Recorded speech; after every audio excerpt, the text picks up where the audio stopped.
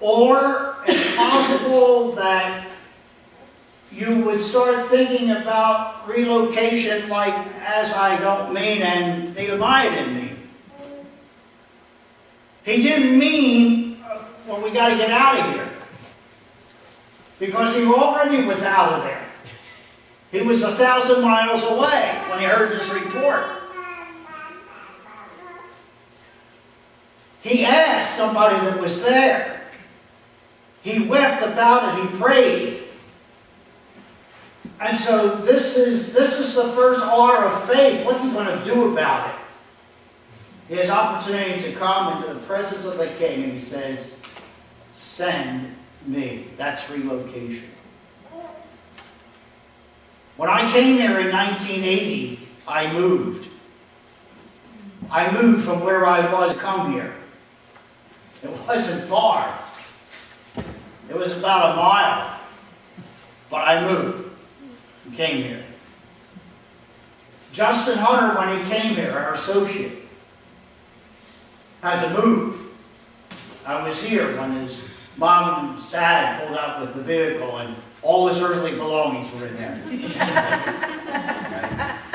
But he relocated, and with that was the concern about, well, you know, what am I getting myself into? Right? You know, it's a faith, and is it not, when you move and you relocate? And you don't want to do that too many times in life.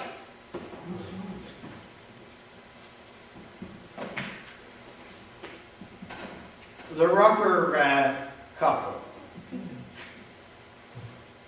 they moved to get closer to their church. Is that not a fact? It's relocation. The biggest move of my life growing up was from 2175 Hazard Street to 2178 Hazard Street. Across the street. And that was considered a good move, you know, and then you get this whole domino thing of people moving all throughout the neighborhood. But it wasn't unusual in the 1950s and 1960s to look at the houses that are available for sale or for rent.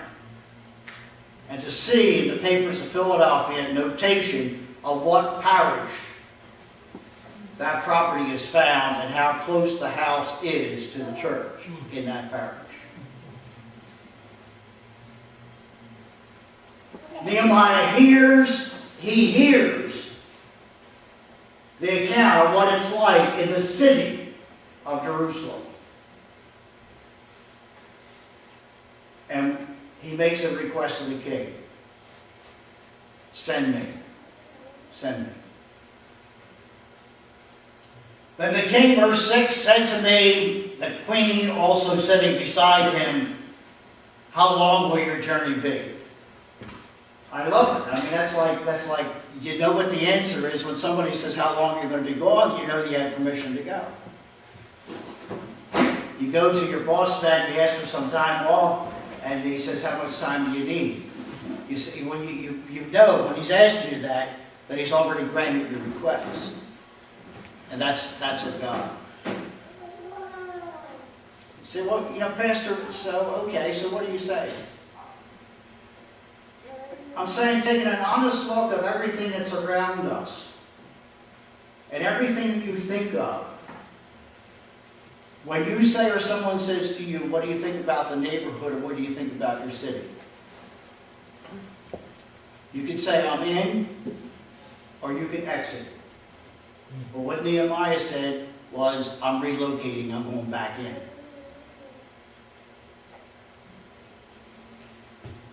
And what you and I can do if we are here is this. We still relocate. Because there are too many of God's people that live in the city and make believe they don't. And they get in their car and they go someplace else. Including worship. All right? Including worship. So I want you to think about this R. And it's very basic to your faith response. Chapter 2 chapter 2, verse 17 and 18.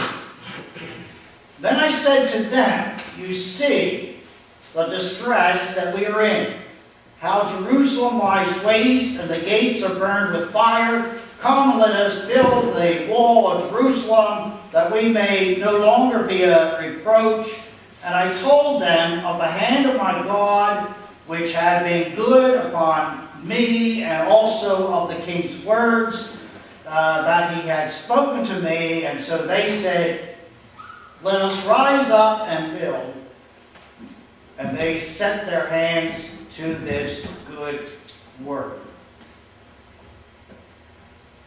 The second R I suggest to you is reconciliation. How so? How so?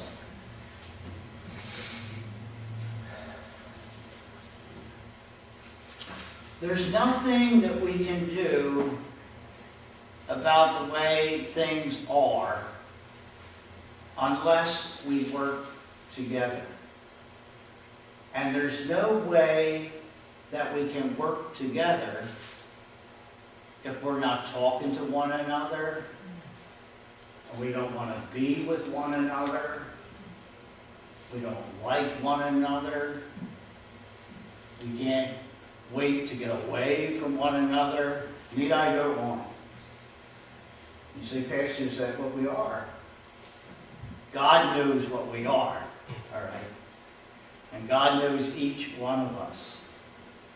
And the message of the cross is reconciliation with God. That's the vertical. And the message of reconciliation expands to the horizontal. And that's when we come together in worship. And that's when we dare to do something together. Ever try to move a table with somebody else? You got to pull together, don't you? Right? And if you're not going to talk, that's really going to make it really hard. All right, and you have to pull, and you have to labor together. Reconciliation. Notice what Nehemiah did. Upon arrival, verse number 13, I went out by night through the valley gate to the serpent well and the refuge gate, and viewed the walls of Jerusalem which were broken down, and its gates which were burned with fire. He saw it firsthand. Verse 14, then I went on to the fountain gate and to the king's pool, but there was no room for the animal under me to pass. I mean, such was the debris. Verse 15, so I went up in the night by the valley, viewed the wall, then I turned back and entered the valley gate, and so returned.